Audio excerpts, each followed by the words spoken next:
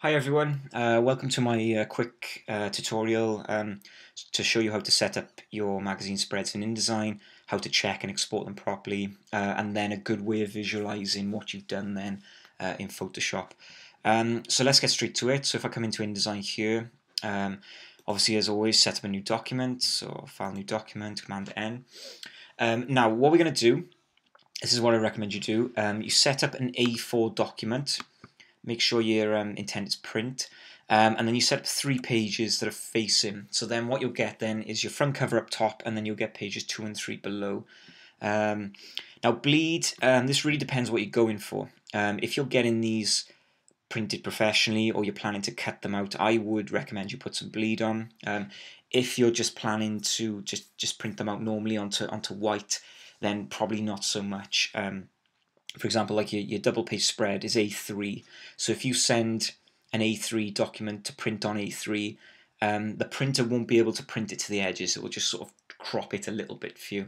So if you wanted to get this done properly, you'd print on A2 with bleed, and then you cut it out. So it's really what you're after. If you, like I said, if you're planning to mount your work, I would put bleed on. If not, then leave it at that. So we create a new document here. And there we go, there's my setup. I got my front cover there, and then my spread down here, 2 and 3. So obviously from there then you'll go on and build your artwork. So as I always say, here's one I did earlier. So here's my sample, just save that.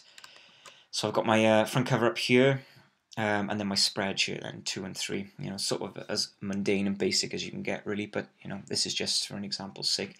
Now I want to quickly show you a good tool to use really before you send anything to print or export, and it's called pre-flight mode. And what pre-flight mode is a sort of tool that goes through the document and checks for any errors or anything that's going on. So I'll sort of bring this up here. So if I go to Window, Output, pre-flight mode.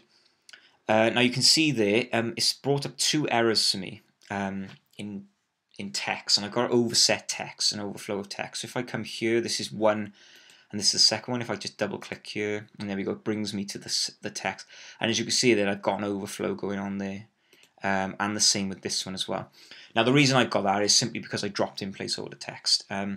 But pre-flight is a great way really to check that everything is in order. Like I said, I'm just going to go to another document here.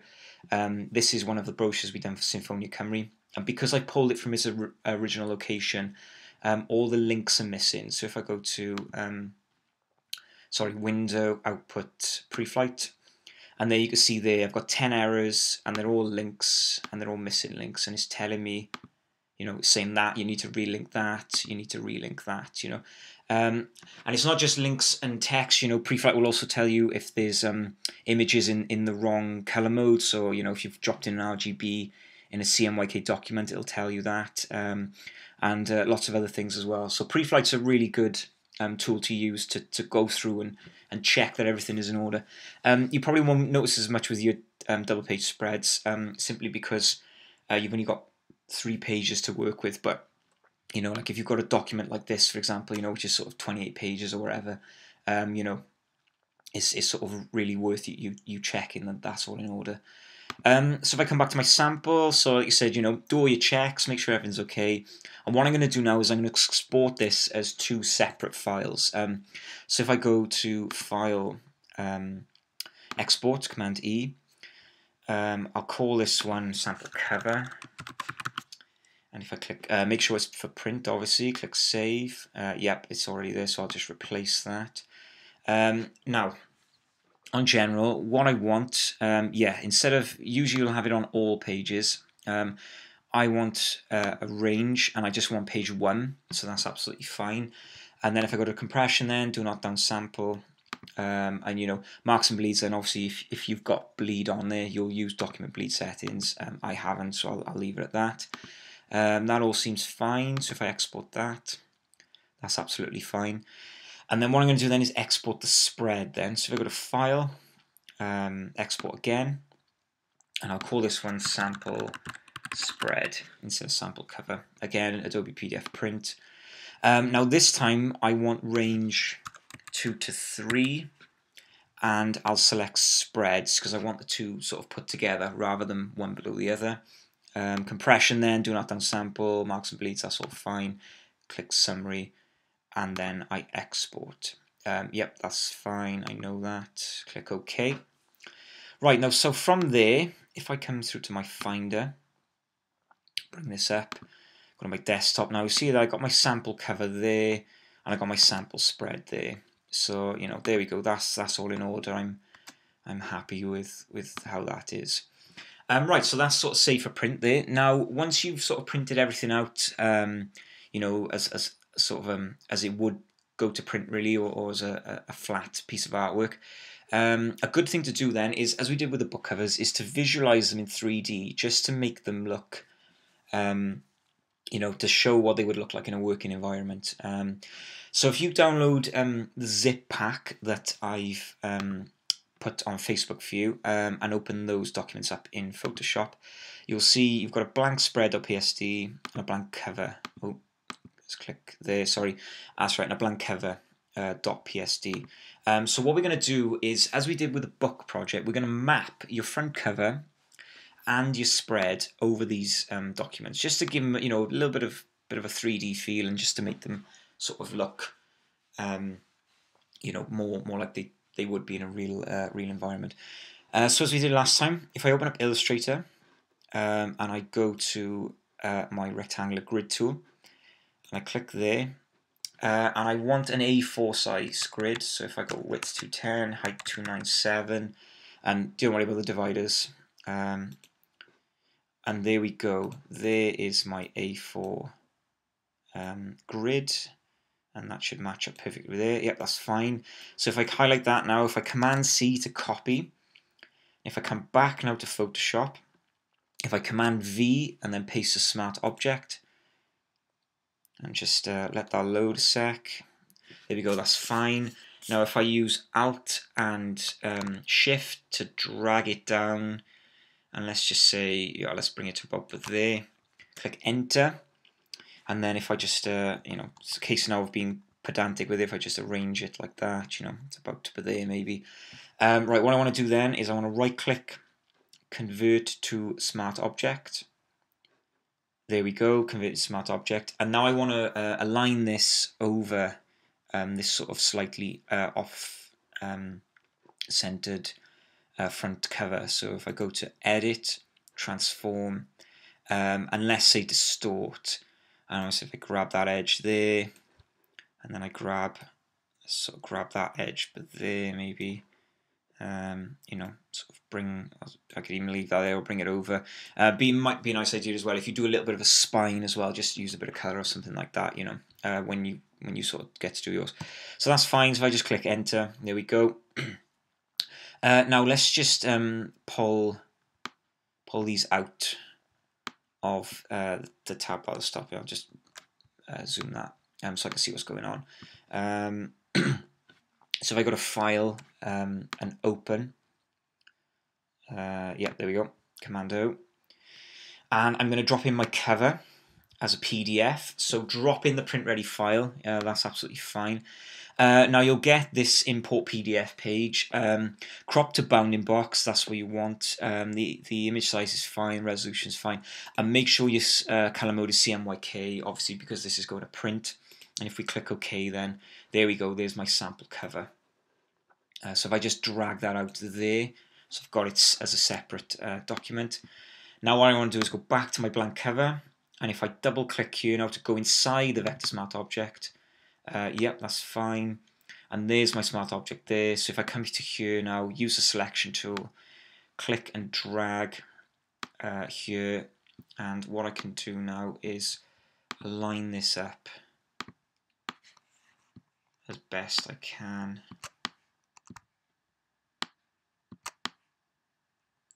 So yeah, let's drag that there, and let's just sort of get it, you know, get it sort of bang on as I can. There we go. Now if I click Command S to save, that's fine. And then if I come back to my blank cover, there we go. My front cover's on the front page. And like I said, then it might be a sort of idea to, you know, either warp this around the edge or create another one, and just maybe even just put a little bit of strip of color in there, maybe like a black edge or something like that, just to show it's part of the front cover. So if I sort of close that down, don't save, that's fine. Right, so I come to my blank spread now. I'll just zoom that in, or if anything, I'll sort of minimize this. We don't need that anymore. Go back to Illustrator, and I'll select this again. Yeah, when it lets me. There we go. Command C. Come back to Photoshop, and I'll do exactly the same then. Command V, paste that in. And then we'll just sort of drag that down as best we can. I say, yeah, let's bring it to about there, maybe. Bring that across. As we did last time then, if you right-click, convert to Smart Object, and then what we want to do then is use the Warp tool instead of Distort, because the Warp tool will allow us to curve this. So, for example, if I grab this here, I can curve that up there, and then I can curve down there. Maybe bring this in a touch. Oh, actually, yeah. Well, I'd be tempted more to do Distort with this bit by here to keep the straight line. But like I said, you'll spend more time on it than me.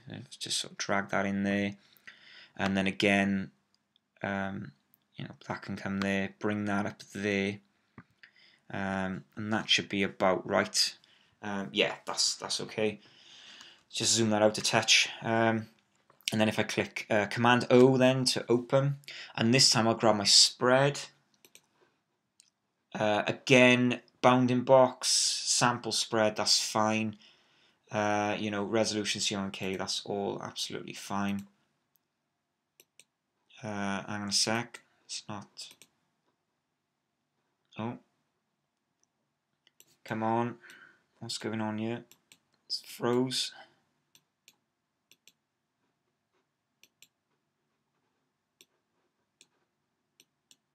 Okay, my Photoshop is froze for some reason, which is a bit of a nightmare. Right, hang on a sec. Right, zoom that out. Just I don't know what happened there. So let's try again. So File, Open, Sample Spread, and let's try that. There we go. Right, now I've done this on purpose. Now you'll notice with this, can you see how I've got this transparent background, right? And now the reason that has happened is if I go back to InDesign, if you come here, I haven't put a sort of white background or anything behind this. Now, generally, if you're sort of building a big brochure that's again printed on white anyway, it wouldn't be an issue at all. But for the sort of argument of this exercise, you're going to need to put a white background behind this. So I'm just going to do that manually. So I just create a new layer, and I use my paint bucket tool, and I'll just drop that white behind there. And then all I'll do then is just, like you said, this is just me, doing this quite quickly. Is I'll just just drag this down a touch, and there we go. The best way to do that, like I said, would be to drop a white background behind it before you export for this exercise. But for the, just for speed of this now, I'll merge those layers, and there we go. So this is my imported document again. So if I use my selection tool now, or sorry, if I come back to here, double click that to go into the Smart Object, that's fine. And then from here then, if I click and drag, and then here I got my document there. Now if I edit, transform, scale, and then all I can do then is match this up then as best I can with the edge. So even if I sort of bring that there, bring that down there, maybe come across, there we go. That should be okay. And then if I Command S to save, click there, come back to blank spread, and there we go. You could see how the left hand side of that page has been filled. And then all you do then is duplicate it and do it for the right hand side. So copy the grid in again, sort of do exactly the same thing.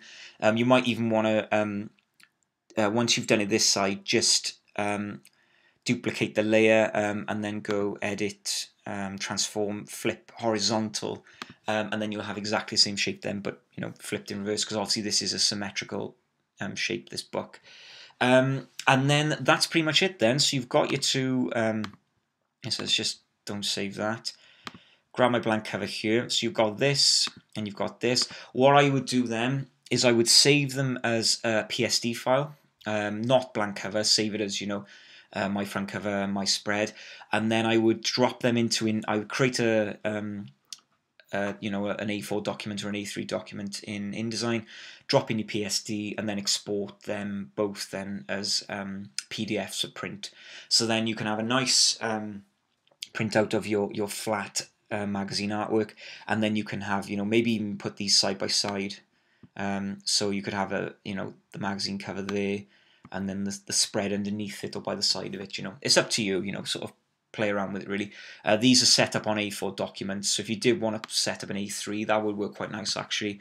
You cover there, and then you could put the spread next to it then. So again, sort of have a play around, and again, like I always say, visualization is really important. In industry particularly, it's very difficult for clients to visualize what things will look like in a real working environment.